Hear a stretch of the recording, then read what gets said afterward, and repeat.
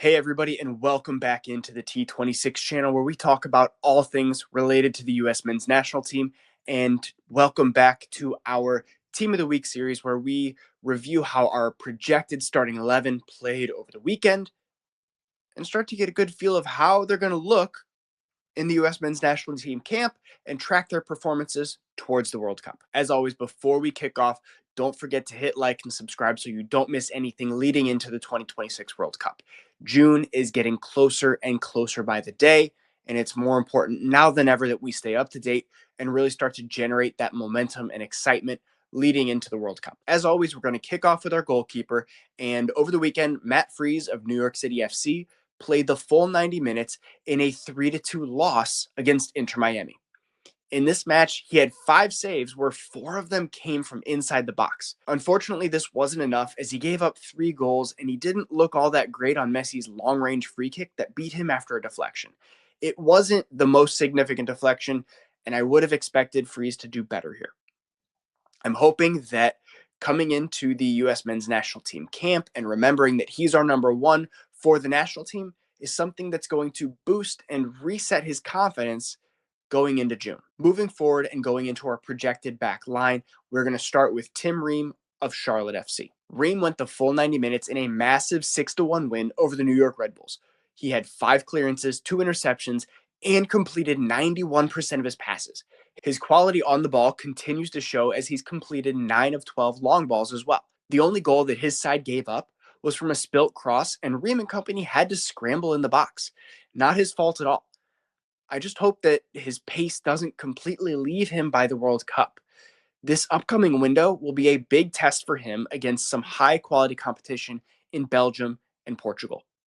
These are teams that have all of the ability to run at him and potentially expose him on the left if he's not covered properly by Richards and A-Rob. Speaking of Chris Richards, we would normally go to him next, but he did not play over the weekend as Crystal Palace had a Europa Conference League match on Friday, and they ended up with a 2-1 win, and he gets a little bit of an extended break. Moving on to our right center back, we're going to talk about Mckenzie of Toulouse. And Mckenzie played the full 90 minutes and helped Toulouse to a 1-0 win on the 21st. Mckenzie completed 98% of his passes on 51 touches and had 2 clearances to his name. A quiet but effective clean sheet from Mark. Moving up just a hair and back over to our left wing back, we have Jedi Robinson of Fulham. And over the weekend, he played 61 minutes in a 3-1 win over Burnley. He had 1 clearance, 1 interception, and 5 tackles.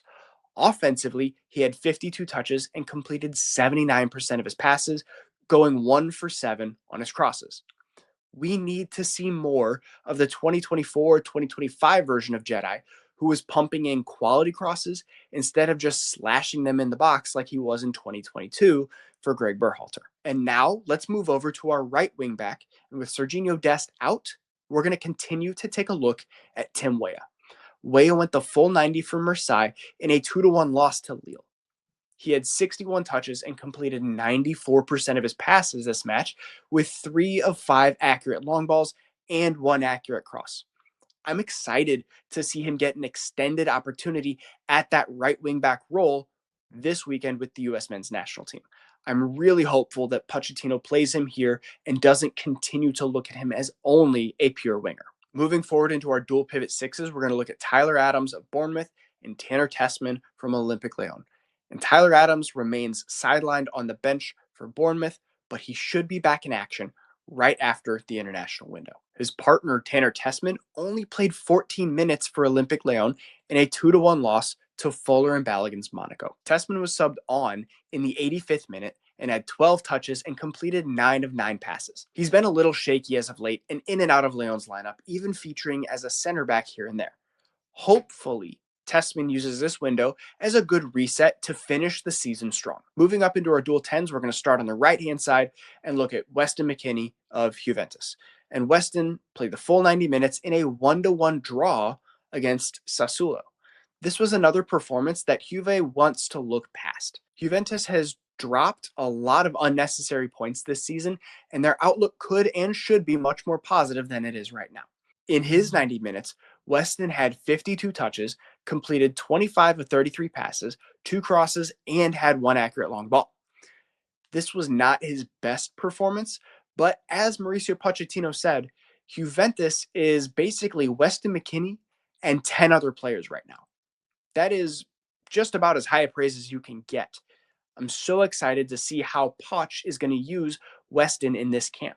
Is he going to be part of our dual pivot 6 with Tyler out, or is he going to be part of that dual 10? Personally, I think we have the depth and we get the most out of him at the 10 right now. Moving over to the left, we're going to take a look at his partner, Christian Pulisic of AC Milan. And he played 77 minutes in a 3-2 win over Torino. Pulisic again brought a decent package to the field, but this time he was able to put the final product on display as well. This match, he had 47 touches and completed 80% of his passes, with one of those being a cross that led to an assist in the 54th minute. He's always been a little bit of a streaky player, but when he comes out of a cold streak, he always catches absolute fire. And we're going to need that this window because Belgium and Portugal are 2 very tough opponents. Finally, let's move up top to our striker, Folarin Balogun of Monaco. And Balogun played 85 minutes in a 2-1 win over Tanner Tessmann and Olympique Lyon.